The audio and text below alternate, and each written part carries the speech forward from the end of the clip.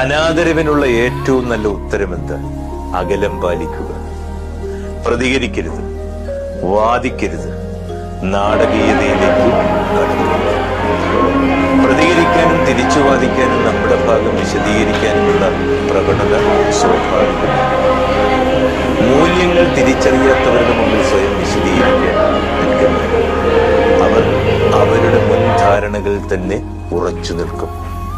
വിശദീകരണങ്ങളും തെളിവുകളുമൊന്നുമല്ല, മനസ്സിൽ ഉറപ്പിച്ചെടുത്ത കാര്യങ്ങളുടെ സ്ഥിരീകരണം മാത്രമാണെന്നേ അവർക്ക് വേണ്ടത്. നിശബ്ദമായ അസാന്നിധ്യം, അതാണ് അവർക്ക് കൊടുക്കാൻ കഴിയുന്ന ഏറ്റവും വലിയ ശിക്ഷ. അത് ആത്മബഹുമാനത്തോടെയുള്ള നമ്മുടെ വിജയമാണ്. നമുക്ക് നമ്മുടെ ശരികളിൽ വിശ്വാസമുണ്ടെങ്കിൽ ചോദ്യങ്ങളെ ഭയക്കേണ്ടതില്ല.